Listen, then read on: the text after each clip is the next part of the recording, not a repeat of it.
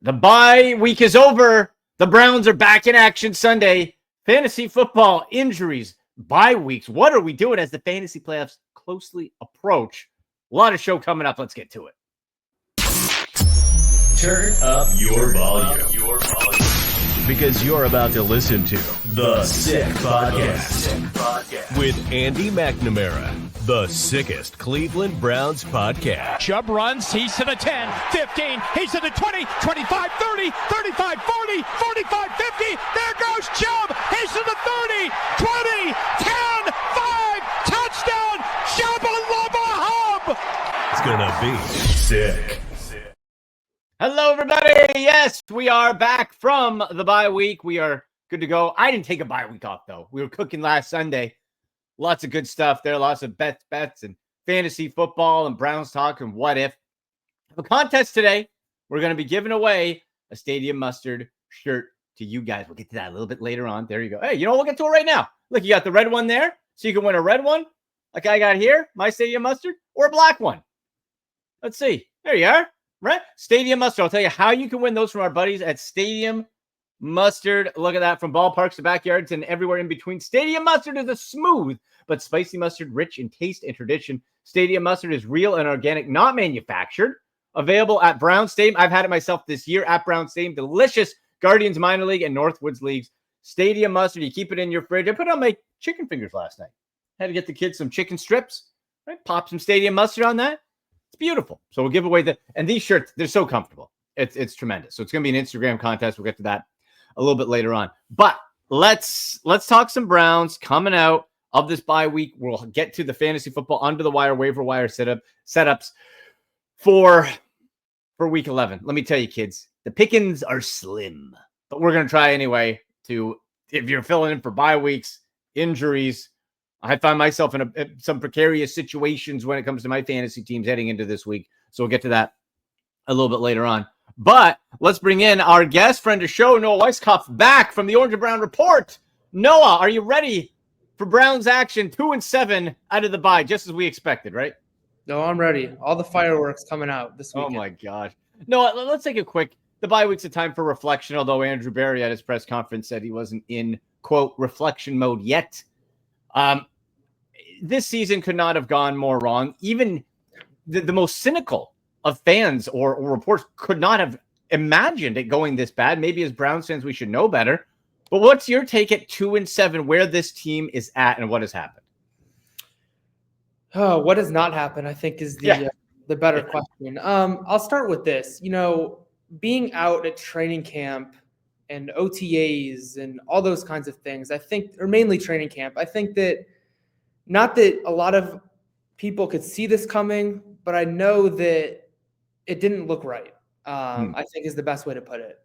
You know, honestly, if you were to show me videos at training camp or like ask me right there, if both Deshaun and Jameis were making the exact same amount of money, I would probably have told you that Jameis should be this team's starting quarterback. Wow. I don't think that it really ever looked right. Something always looked wrong. And I thought that Jameis played pretty well.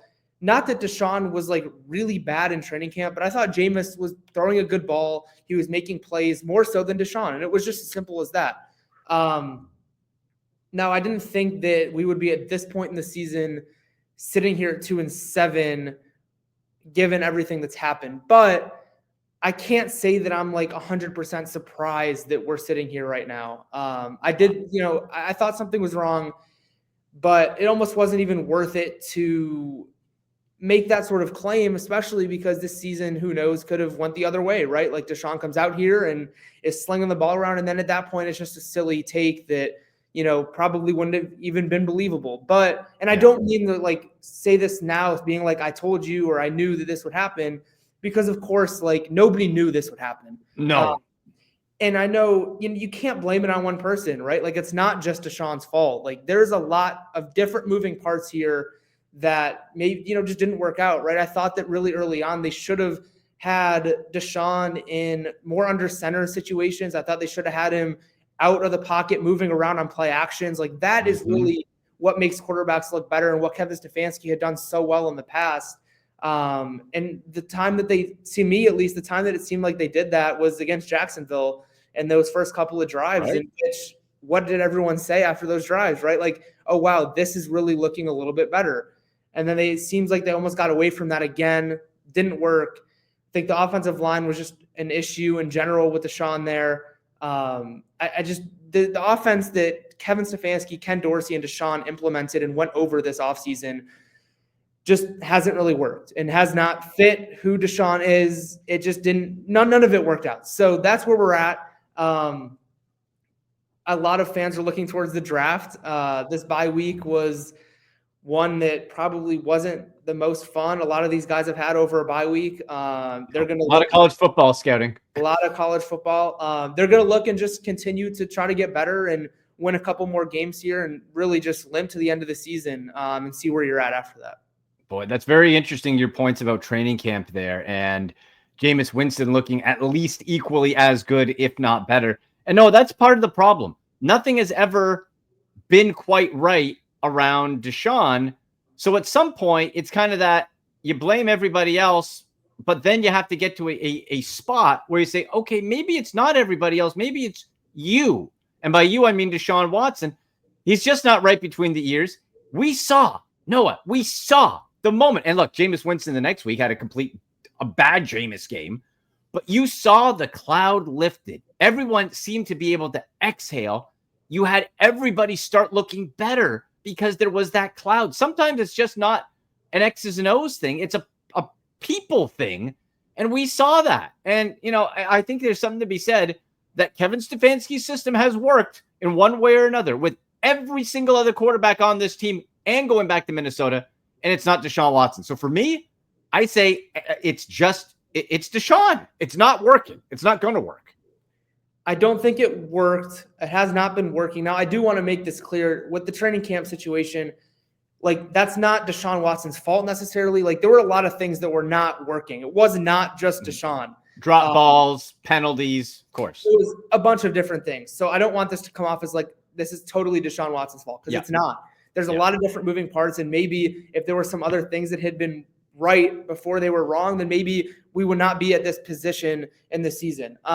But yes, I think that it's just a blame game is just stupid to play right now. I think that really it's a mixture of everything and everyone. And I mean, even the defense hadn't been what they were. And I don't know if you can expect them to be the number one defense year in and year out, but the first couple of games they struggled. They really did. And now, especially looking at that Dallas game and seeing what their offense sort of was even before Dak was out, they made them. I mean, you wouldn't have expected there to be a problem after watching that game, but there were a lot of different moving parts. Injuries really cost them, really hurt. But now, you're still trying to get some of those younger guys in there. And you have spots for them, right? You move Amari Cooper, those deadline moves, those kinds of things. On a positive note, and then we are going to get to some, because the blame game might be a dumb thing to play, Noah, but people love to play them. So we're going to be playing the blame game. A positive, though, and for as much whoever's on the hot seat, and Andrew Berry, the GM, deserves to be on it as much as anybody else, and he's been criticized for his drafts, and rightfully so for the most part, but we have to give credit where it's due, because Cedric Tillman snapped the fingers. Jameis Winston's in there under a Stefanski offense. All of a sudden, this guy looks like he could be a number one. And the DeJuan Jones switch over, and he has to continue it. He has to stay disciplined with the weight and stay healthy. But Noah, if you can tell me that all of a sudden we don't have to worry about spending a first-round draft pick on a left tackle, you have your fifth-round right tackle pick switching over, we have to give, I think, Andrew Berry a lot of props for that, because that's a hell of a find, and that's the type of money saver you need right now with this crippling Deshaun Watson contract. Yeah, DeJuan has been impressive, right? Like, you see him come in there, and he has been really impressive. There's no doubt about that. For Cedric Tillman, I would credit opportunity more than I would credit Jameis Winston. I think that with Amari Cooper in Cleveland, he was there really the whole time Deshaun was playing. And when you move on from a guy like that, the reason you do that is to not only get compensation back because of his deal, you're able to get that pick that they did. I think that it's just opportunity. You let younger guys step in there and make plays.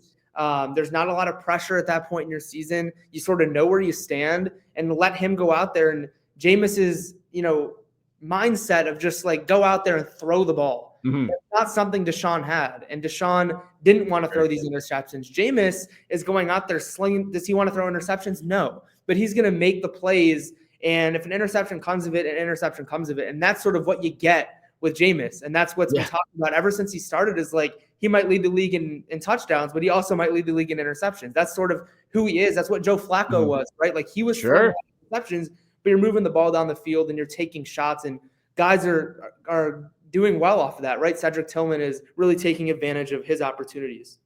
Yeah, and from a fantasy football perspective, we talk a lot about that on the show too. Like Cedric Tillman is looking like an absolute steal right now. You can still grab him on waivers, and moving forward could be a great target there. So credit where it's due to Andrew Berry. He's made a lot of iffy decisions. Jed Will's another one, but credit where it's due.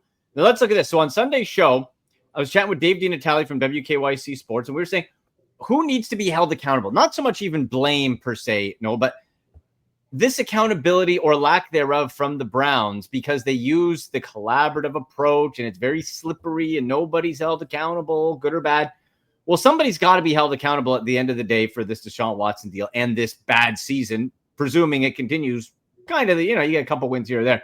So we put up that the clip from that show, the tweet, and I want to put up, we got a bunch of responses. I want to throw up a few of those if you could, Shane, and get your reaction to some of these. So our buddy Matt Florjancic said, if it's not DePodesta, no other move should be made because we'll be right back in the same mess.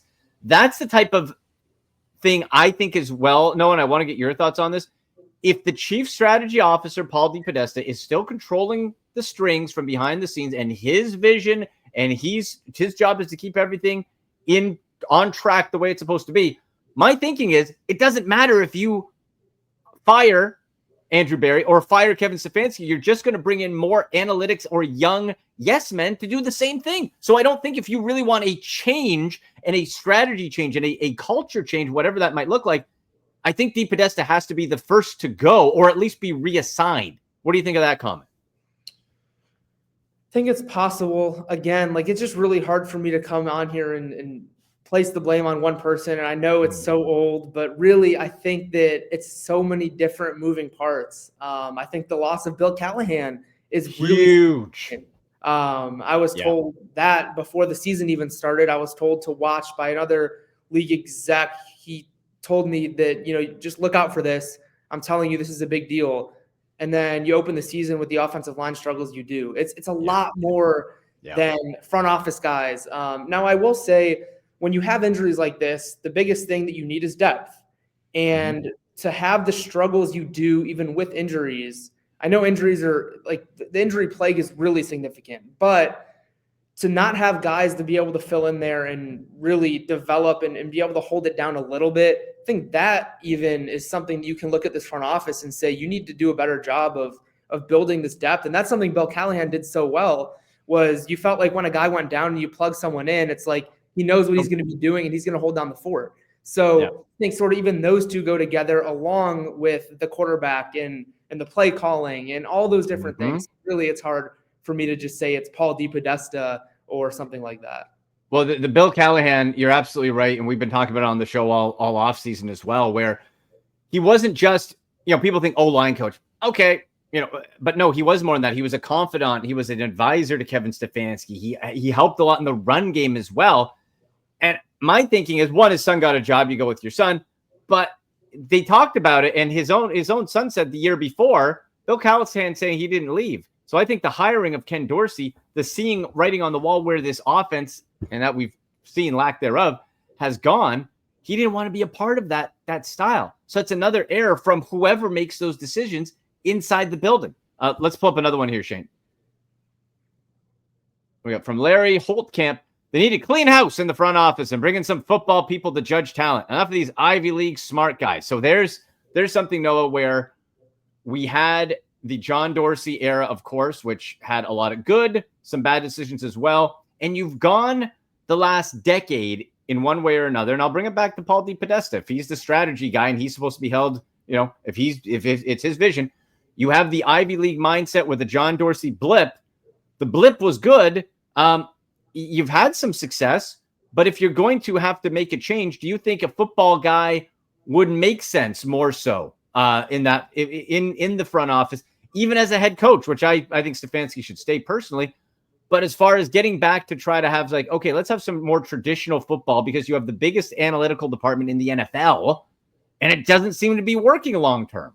What are your thoughts on that about let's say a more traditional quote football guys? Yeah, I mean, I'm not with that necessarily. I think that any guy you bring in to be the head of your front office, like Andrew Berry, I mean, they are football guys, right? Like he's been in this business for however long, and the fact that they are all Ivy League, like I think that's significant, and I don't think that you can take that away from someone. I think that they're very smart. They're very good at what they do. Andrew Berry learned from Howie Roseman for a very long time, who's been at the top of this business for a long time. I don't think that this is as simple as clean house, bring in a football guy, and your problems are fixed. I mean, to me, it's just not what the issue is.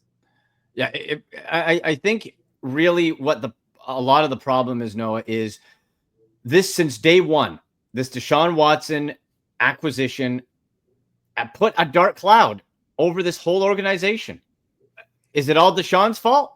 Well, he made the decisions to make it the dark cloud. So in part, yes, it's poor play, it's drops, it's lack of discipline, the penalties all around him as well. And it's just everything. And then just when you maybe have a little glimpse, an injury like Baltimore last year, or just when you start going on a stretch, something else happens, a new accusation or something. Accusation. It just doesn't feel like it's working. The fans, of course, are completely over it. I was at the game where he got injured, and the players admonished the fans afterwards. In your mind, can the Cleveland Browns, and if you can't, I understand you can't necessarily cut him officially because of the dead cap stuff, but can you trot him back out onto the field at Huntington Bank Field next season in front of that home crowd? Can you say to me, Deshaun Watson can get out there if you're the Cleveland Browns? Yeah, before I answer that quickly too, you mentioned drops. Like that's also a significant issue that's not on Deshaun, right? Amari led the league in drops before that. Yes.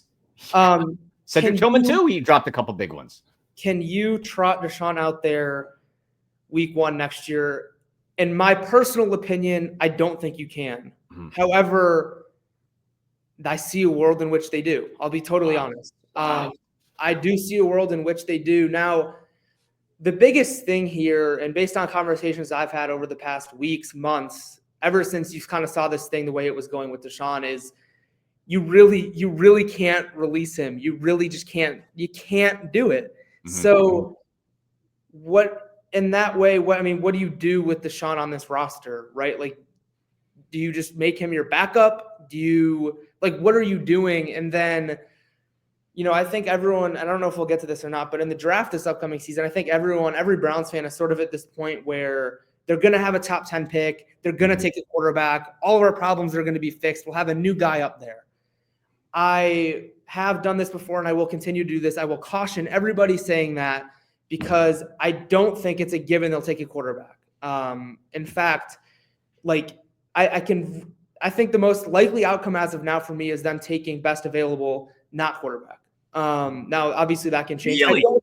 I don't think it's a given they'll take a quarterback. I think, a bridge quarterback might be the most likely outcome. Just having Deshaun in that spot, are you comfortable enough bringing a rookie quarterback in to just pair him with Deshaun, who's making $73 million to be your backup? Would that go over well? There's a lot of moving parts here. I think that to me, in my opinion, the most likely outcome right now is they take best available.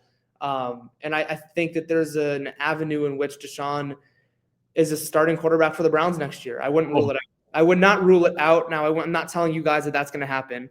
There's a very good chance it doesn't, but I would not rule that out. Oh my gosh. Oh no.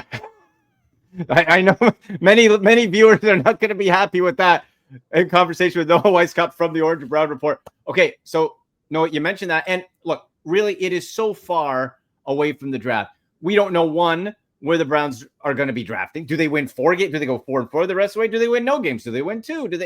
Who knows? That has a large part to do with it. Also, there could be a quarterback. No, we see it. We see it every year. A guy from, this weekend onward to the end of the year comes out of nowhere. This time last year, Jane Daniels was too skinny, too frail to handle it. Remember when Josh Allen came out of nowhere? Like, who's this big kid from Wyoming throwing the ball? He came out of nowhere in November. So there's still a lot of time left. And to your point, there is not a bona fide, this is the guy type of player. Now, to me, it's up to the Browns to be able to say at some point, okay, he might not be the guy in general, but he could be our guy for this system, and to find it. The problem, too, could be that with all that cap money invested in Deshaun, because remember, they keep kicking it down the road, so that cap and dead cap number is huge. What type of bridge quarterback do you get? Like, I think that's a big reason why you need to see DTR for a stretch of games if he can stay healthy and if he's any good. Could he be that? Do you bring back Jameis for, kind of this show? Or, is it Daniel Jones? But the problem is you can't go get somebody, a expensive bridge quarterback, because you don't have the funds. You're paying too much. Yeah, I think it's going to have to be a we'll wait and see type of thing. This organization, I feel like, for the most part, knows what they have in Dorian. They might start him later in the season just to continue putting that experiment out there. But I think that fans on top of this organization both sort of know what they have in Dorian. I think he's had at this point enough starts where you can kind of look and have an idea of what you have with him. Now, I do think that they'll probably end up starting him at some point later this season. That's a possibility. But I think for the most part, you know what you get. And I think the Daniel Jones conversation is really funny, especially seeing fan reactions on X after Tony Grossi. I think it was Tony that tweeted. Yeah, Grossi, yeah. The fan reactions to that. But yeah, like, I wish I had an answer for what they're going to do. I think that the rest of the season is going to be telling. Continue to trot Jameis out there. He's a bridge option, but the ultimate question mark is Deshaun and having him on this roster. Do you feel like you got to start him? Do you feel like a difference in scheme can make a difference? Do you feel like something like that could be a difference to get him back to halfway from what he was in Houston, something like that, and see if you can continue to help him. And it almost feels like they brought him in here and sort of just put him around things that might not have made sense for Deshaun and who he's been. Could that be an issue? Personnel? Did the Browns front office not do a good enough job to get him the type of weapons that he had? I mean, there's a bunch of different things here you can point to and question, and that could be, provide a sliver of hope this offseason of if the Browns are committed to Deshaun, then maybe bringing in some other guys that he's A, familiar with, or B, fit his type of play style. But I think that, I guess actually I'll just leave it at that. I don't want to. Yeah. It's just like the speculation just goes at a point. It just gets to be too much, right? And then it's just like none of us really know what's going to happen. So I think there's a lot of different avenues that they can. Well, and no, the problem is all Browns fans have left to do is speculate because it's 2-7, and there's 8 freaking games left.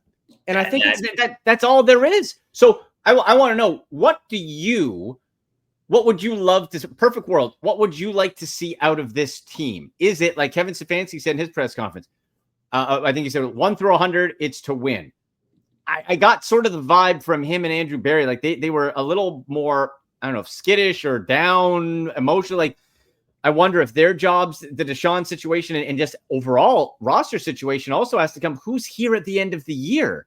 So what would you like to see the Browns do the rest of the way? Outside of, obviously win out, which is extraordinarily unlikely. But, realistically, what would you like to see this team do to finish on as positive a note as possible?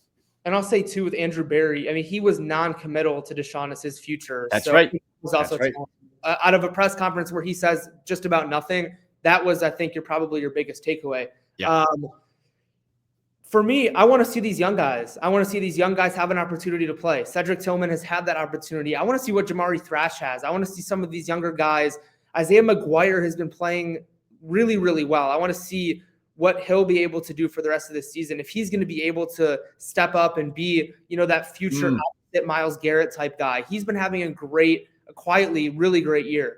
I want to see these young guys is the short answer to this question. I want to see young guys have the opportunity to get out there and play in an environment where there's not necessarily a lot of pressure on you to perform. You're able to have that. You're able to go out there and make mistakes as a young guy and not have to worry about losing the biggest game of their career. I want to see young guys get out there and play and see what you got with some of those guys and give them that experience because it's so meaningful. And we talk about, Cedric Tillman. everyone almost wrote him off before the season started because he had no opportunity. He's been out there for a couple of snaps here and there, and when the ball comes to him, he makes a mistake, and then he gets pulled right back off the field. You have to let these guys, these young guys especially, be out there for continuous reps and get acclimated and be able to make a mistake and then bounce back right after that. Right. I'm a Cedric believer. I got 2 autographed rookie cards hoping. No, I got 2 Cedric Tillman rookie cards right there in the back. Before we let you go, it's the Saints. It's the Browns this week. Both teams are set for, some sort of change overall. For the Browns, we talked about. For the Saints, who knows? We heard their interim head coach talk about clogging a toilet, so I don't know what to expect from Coach Rizzi. Interesting character there. But for this week, I think whereas some fans are going back and forth on, you want to tank, you want to get the best draft pick, I do think that winning some is still important to not go on this debt. Because, you and I have both seen this over the years. You lose out or you go on a stretch, that kills the culture overall. Browns Saints this week. I think the Browns, this might be one of their few on paper winnable games left. What do you think? Yeah, I mean, it's definitely possible. And in this league, I mean, it gets said so many times and it's cliche, but really anyone can win any week. And we've seen it this year. Like, this year's been extra crazy. Yes, absolutely. I think that it's important for this team to win games. The players, I mean, you cannot sit there and tell these players, Myles Garrett and Denzel Ward, these types of guys, like, we're just punting on this season and we want a good draft pick. Like, these guys want to go out there. They want to win games. And that's even more significant for coaches, right? Like, Kevin Stefanski, if they lose out, if they end up finishing this season with 2 wins, then, I mean, there's some serious jeopardy from these coaches being let go with this front office. Like, they want to win as many games as they can because at a point, like, their job is up in the air for right now as well, right? If you lose out, that's significant. I know Tony actually had something I saw about that and, like, sort of having that pressure of you still need to win games to continue proving why you should still be in these positions that you are. Right. But yeah, they will give it their all week in and week out, and especially those guys like Myles. While it might be tough now that they trade Za'Darius, he might be it might be a relatively quiet rest of the year for him if they don't have that other bookend pass rusher.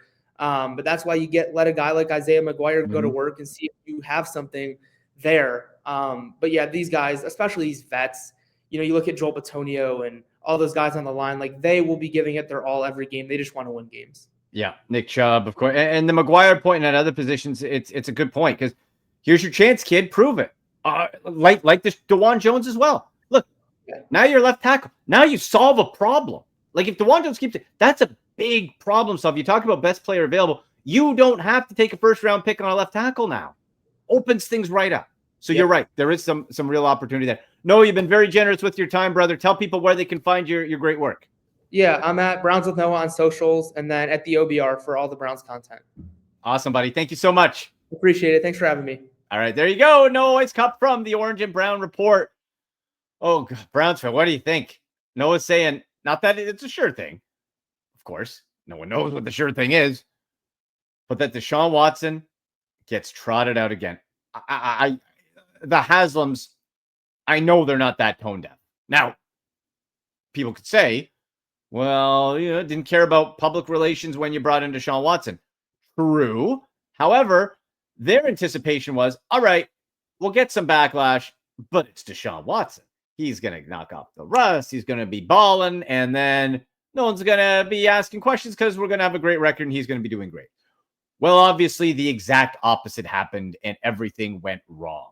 So now it is a even greater PR nightmare, right? I don't think you can trot that guy out on Huntington Bank Field in Cleveland ever again. Ever again. I don't think you can do it. I think you pay him to stay home. You take your lumps. It would go a long way, goodwill with fans, I think, if Jimmy Haslam or whoever they want to have say it comes out and says, look, we thought at the time this was our best chance to go win a Super Bowl. It didn't work out. Oops. Mistakes happen. But now we're going to do our best to correct the ship. We've put ourselves in a hole and we're going to dig out of it, fans. We need your support, but we're going to dig out of it together. That type of thing. Then if I'm a fan, I'm like, all right, you know what? Everybody makes mistakes. They've owned it. They've owned up to it. You went all in. You only hear about the all-in stories when they work, right? We went all in on player X and now they're the champions. Okay, like let's say with the Rams. You went all in, trade, and you went Matt Stafford and you went all out. All right.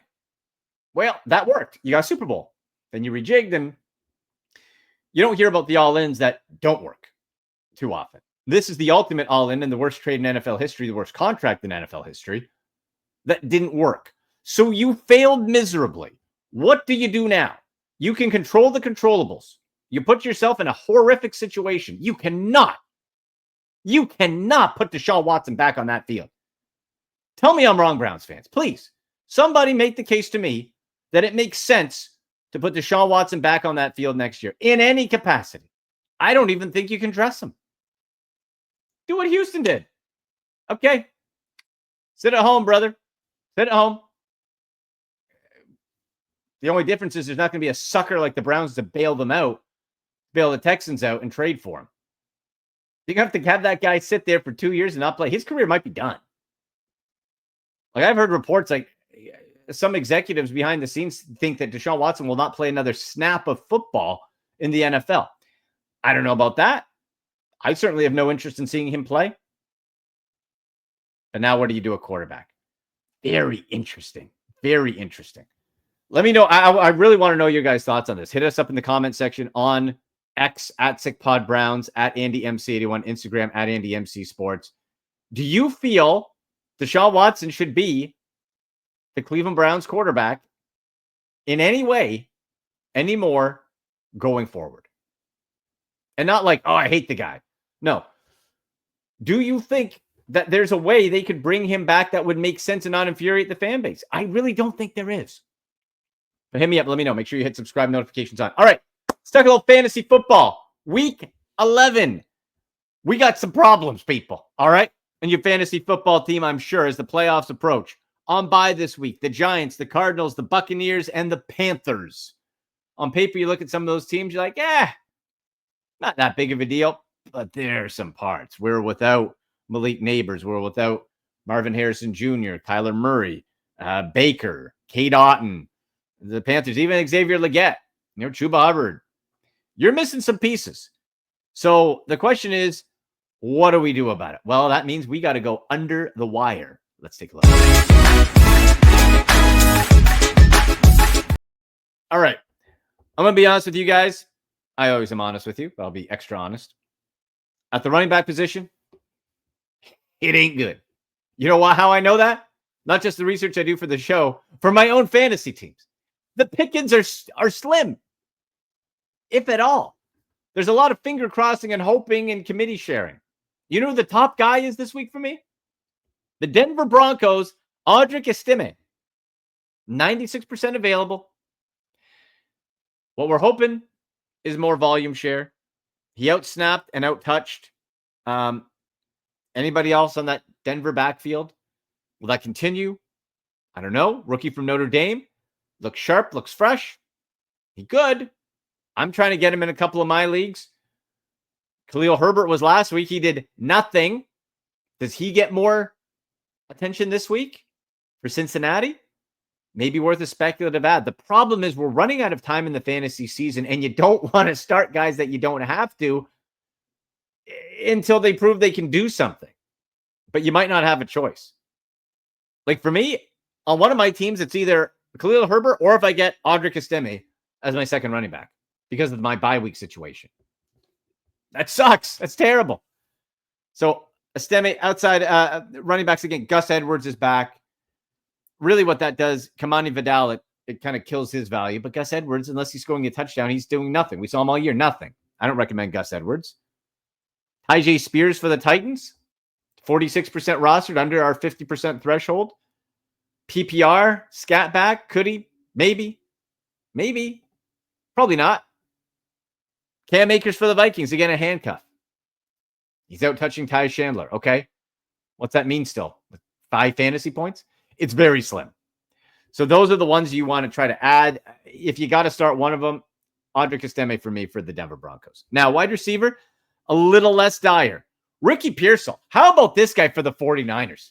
Come on. I don't know if a rookie could win comeback player of the year, but the dude got shot, scored a huge touchdown, 73 yards on 4 catches, that 46-yarder, 2 games in a row with over 70 combined yards.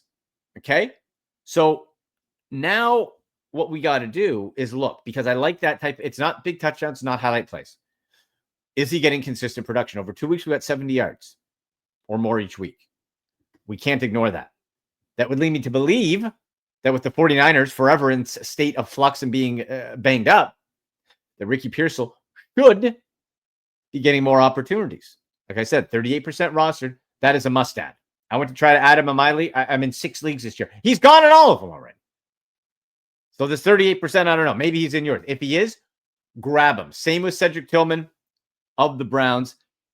He's just over our 50% threshold. He's around 50 to 58, depending on what league you're in. But Cedric Tillman is playing like a number 1 right now, and Winston's going to throw the ball. Someone's going to catch it. Hopefully it's Cedric Tillman against the Saints. Could be a big day for Cedric Tillman. I'd play Jerry Jeudy as well. 45% ownership. That could be a play if you're in bye week trouble. Other guys, you look, Alec Pierce had a connection with Flacco. Nice week. Adonai Mitchell. You know I love Adonai Mitchell. Only 6% roster, but I gotta see the more consistent production. I don't mind him as a stack, but I gotta see more consistent production before I can get him in my lineup. I just can't do it right now. You can't do it. And total fade on Marquez Valdez-Scantling for the Saints. Now, I say that playing the Browns when they had that horrific breakdown 2 times versus the Chargers. And if that happens again, MVS is going to be scoring a couple tutties. But that was a big case of a coach getting a bump from the team that hated the old coach, Dennis Allen. The team gets a bump. That bump's done. MVS is a home run guy. He's been his whole career. I'm not chasing MVS because it might not happen for another month. Or it could happen this week against the Browns. So those are a few of the under the wire waiver wire pickups. It is tough out there, guys. It is tough. Defenses. Yeah, we're going defenses. Okay. Detroit money. That's a money get right there. Detroit is my top DST ad right now when you're talking about matchup, and they're pretty available. I had the Eagles defense playing the Commanders. I don't want to do that. The Commanders are too good offensively. Lions playing the Jags. We like that. Vikings against the Titans. That's another nice defensive ad too. You look, no, 49ers. Yeah, and those are probably, if you're going to add any, that's probably the best ones. Maybe Texans, Cowboys. But the Texans got 5 interceptions, still couldn't win the game, and only got 10 fantasy points off of 5 because they were letting up points. So it's a tough week. But if you have any fantasy football questions, scenarios, trade situations, hit me up. Hashtag Ask Andy. Hashtag Ask Andy either in the comments or on social at AndyMC81, at SickPodBrowns. That's on Twitter, on X, AndyMC Sports on Instagram, and on TikTok. So there's the fantasy football side. Again, boy, man, it's a rough week. Gonna be some fun games though. Ravens Steelers, that'll be good. I'm looking forward to Bills Chiefs. That's gonna be money. That's a money game. Oh, also fantasy wise, Kareem Hunt. Pacheco's looking to come back. Maybe dangle Kareem Hunt as trade bait on your fantasy team. I hope he still gets work because he's been fantastic, but maybe dangle him now with Pacheco coming back. I don't think he's going to be back this week, but he's going to be close-ish. Bengals Chargers are going to be a fun one too. And also, how about this, guys? The Emirates NBA Cup is here. Yeah, we're talking basketball. And how about those Cavs rolling in the NBA? Some sports team, Cleveland, can be proud of that's playing right now. The Emirates NBA Cup is here. You can win big getting in on the action at DraftKings Sportsbook, an official sports betting partner of the NBA. All 30 teams split into 6 groups every Tuesday and Friday, playing for the right to advance in the single elimination in-season tourney, culminating in the NBA Cup Championship in Vegas. First time? Well, here's something special just for you. New DraftKings customers bet $5 to get $200 in bonus bets instantly. Score big with DraftKings Sportsbook. Every point counts. Download the DraftKings Sportsbook app and use code 6sports. That's code 6sports for new customers to get $200 in bonus bets when you bet just $5. Only on DraftKings. The crown is yours. Gambling problem? Call 1-800-GAMBLER. In New York, call 877-8-HOPE-NY or text HOPE-NY 467-369. In Connecticut, help is available for problem gambling. Call 888-789-7777 or visit ccpg.org. Please play responsibly on behalf of Boot Hill Casino and Resort in Kansas. 21 and over. Age and eligibility varies by jurisdiction. Void in Ontario. Bonus bets expire 168 hours after issuance. For additional terms and responsible gaming resources, see dkng.co/ftball. All right, and we'll finish off the show with contest time. I told you earlier, Stadium Mustard contests are great sponsors there. You can win a Stadium Mustard shirt, a red one or a black one. I think you get to pick, size availability depending, but all you got to do to win, and I truly love this shirt. I wear it's very soft, very comfortable, makes the shoulders pop a little bit too, looking good. You get your Stadium Mustard shirts. You can win it by doing this. Very simple. On Instagram, follow at Andy MC Sports and at Authentic Stadium Mustard. And we'll put this in the show clip as well. We'll put it in the on X and on Instagram, the instructions and all that. But so follow at Andy MC Sports, at Authentic Stadium Mustard, like the tweet, tag 2 people, and you're in. And you get 3 bonus bets if you share it to the story. So there you go. We got that shirt contest. When you sell some Stadium Mustard, Browns fans, eh? Or if you're a fantasy football fan, any fan, you like mustard, it's a good-looking shirt. So there you go. All right. Thank you so much to Noah Weiskopf from the Orange and Brown Report as our guest, to producer Shane, and to all of you. We'll be back Sunday live, 10 a.m. Eastern, to get you through all the fantasy football news, get you set up, and also get ready for Browns versus Saints. I'm Andy McNamara, and as always, go Browns! And that's a wrap. Hope you don't miss us too much until next time.